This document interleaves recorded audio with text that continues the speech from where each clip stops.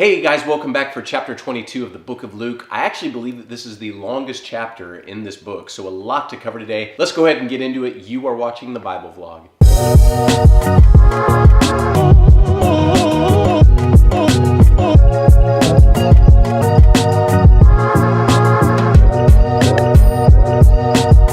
Chapter 22 opens up with us reading about the plot by the religious leaders on how they can kill Jesus. Now, the reason it has gotten to this point where they're literally plotting Jesus' murder is because many of them are starting to fear for their positions of power. See, Jesus has upset everything that they're used to, and they know that at this point, that if they lay their hands on him publicly, then the people would turn on them quickly. In fact, if they attempted to kill Jesus, then the people themselves might turn around and actually kill them. Yet they're losing influence and power, so what can they do? Well, this is the perfect opening for Judas to betray Jesus. So look at verses 3 through 6. Then Satan entered Judas, surnamed Iscariot, who was numbered among the 12. So he went his way and conferred with the chief priests and captains how he might betray him to them. And they were glad and agreed to give him money. So he promised and sought opportunity to betray him to them in the absence of the multitude. Now notice that all of this is being done in secret. Even when Jesus is betrayed by Judas, it happens late at night because all of this has to be done in secret. Now if we skip ahead just a bit, we read about Jesus eating the Passover meal with his disciples. So this is largely where the celebration of communion in church comes from. So look at what Jesus says in verses 19 through 23. And he took bread, gave thanks, and broke it, and gave it to them, saying, "This is my body, which is given for you. Do this in remembrance of me." Likewise, he also took the cup after supper, saying, "This cup is the new covenant in my blood, which is shed for you. But behold, the hand of my betrayer is with me on the table. And truly the Son of Man goes as it has been determined, but woe to that man to whom he is betrayed." Then they began to question among themselves which of them it was who would do such a thing. So what always strikes me about this passage is that Judas is sitting here among the other disciples pretending to not know what Jesus is talking about. He's playing right along and saying, "Is it me, Lord?" Yet Jesus just called him out on it, knowing in advance that the betrayal was going to happen, and Judas still went through with it. Just incredible that this prophetic miracle happens right in front of Judas, and he still chooses to not just ignore it, but lie about it and continue on with his plan of betraying Jesus. So after the Passover meal is eaten, the disciples and Jesus go to a place called the Garden of Gethsemane. Now, at this point, it's getting late. Everybody's bellies are full from the Passover meal, so it's a setting to easily fall asleep. But Jesus asks them to pray so that they don't fall into temptation. Now, if you think about it, that's an unusual thing to ask. Temptation about what? What is Jesus talking about? Look at verses 41 through 46. And as he was withdrawn from them about a stone's throw away, he knelt down and prayed, saying, "Father, if it is your will, take this cup from me. Nevertheless, not my will, but yours be done." Then an angel appeared to Jesus from heaven, strengthening him, and being in agony, he prayed more earnestly. Then his sweat became like great drops of blood falling down to the ground. When he rose up from prayer and had come to his disciples, he found them sleeping from sorrow. Then he said to them, "Why do you sleep? Rise and pray, lest you enter into temptation." Now, the temptation that Jesus is talking about wasn't just for his disciples. It was for himself. Guys, let me stress something here. There was a massive temptation that Jesus was feeling in this moment to run away. When the Bible talks about that he was sweating blood, that is a real medical condition called hematidrosis. It's caused by severe mental anxiety that activates that kind of fight or flight reaction to such a degree that blood vessels in the body literally burst and then leak into the sweat glands. Listen, Jesus knew what he was about to go through, and this wasn't a cakewalk for him. He's literally asking God in his prayer if there's any other way around this. He didn't want to die this horrible death. The reason Jesus is praying is because if he stops, he might not do it. Now, you may not hear that preached a lot, but it's absolutely true. Jesus is in absolute mental agony here and is fighting the hardest battle within himself to not run. So as Jesus approaches his disciples and then wakes them up, the mob appears with Judas, who has come to take him in the middle of the night. Now let's read about this in verses 47 through 53. "And while he was still speaking, behold, a multitude, and he who was called Judas, one of the 12, went before them and drew near to Jesus to kiss him. But Jesus said to him, 'Judas, are you betraying the Son of Man with a kiss?' When those around him saw what was going to happen, they said to him, 'Lord, shall we strike with the sword?' And one of them struck the servant of the high priest and cut off his right ear. But Jesus answered and said, 'Permit even this.' And he touched his ear and healed him. Then Jesus said to the chief priests, captains of the temple, temple and the elders who had come to him, "Have you come out as against a robber with swords and clubs? When I was with you daily in the temple, you did not try to seize me, but this is your hour and the power of darkness." Now, this is crazy. Right in the middle of these guys trying to take Jesus away to his death, one of them gets his ear lopped off with a sword. Now, listen to this. In the book of Leviticus, a priest is forbidden to serve in the temple if he has any physical deformity or blemish. Peter, who was the disciple who did this, would have memorized the Torah as every Jewish boy would have done, and he knew this fact. So Peter is essentially judging the servant of the high priest for rejecting the kingship of Jesus by removing his ability to serve God in the temple. But what does Jesus do? He restores the man's position to serve in the temple through his healing. Just incredible. In the midst of all this chaos, Jesus still performs an impossible miracle, yet they still lead him off to a mockery of a trial. I sometimes wonder what went through that servant's mind after Jesus healed him. I don't know if that happened to somebody, if they could continue on with the mob. Every person Jesus touched always had a realization of who he was. So Jesus arrives before the Sanhedrin, which was like a religious court of the chief priests, scribes, and the elders. And before it even begins, they are ridiculing and mocking Jesus. Look at verses 63 through 65. "Now the men who held Jesus mocked him and beat him, and having blindfolded him, they struck him in the face and asked him, saying, 'Prophesy, who is the one who struck you?' And many other things they blasphemously spoke against him." That just makes your blood boil, doesn't it? Well, finally, the supposed trial starts, but everyone, including Jesus, knows they've already made up their minds. So look at the final verses of this chapter, verses 67 through 71. Now this is the chief priest talking. "They said to him, 'If you are the Christ, tell us.' But he said to them, 'If I tell you, you will by no means believe. And if I also ask you, you will by no means answer me or let me go. Hereafter, the Son of Man will sit on the right hand of the power of God.' Then they also said, 'Are you then the Son of God?' So he said to them, 'You rightly say that I am.' And they said, 'What further testimony do we need? For we have heard it ourselves from his own mouth.'" And with that, there's one last hurdle for the religious leaders to overcome. They have to get permission from Pilate to put Jesus to death. All right, guys, well, that is going to wrap it for us this week with the book of Luke. Just 2 more chapters to go that we'll be wrapping up on Monday and Tuesday and then continuing on. Thank you as always for joining us today. Hope you'll come back on Monday and Tuesday to finish out the incredible story of this book. Till Monday, hope you all have an amazing weekend. You know I love your faces, and I will see you back here on Monday.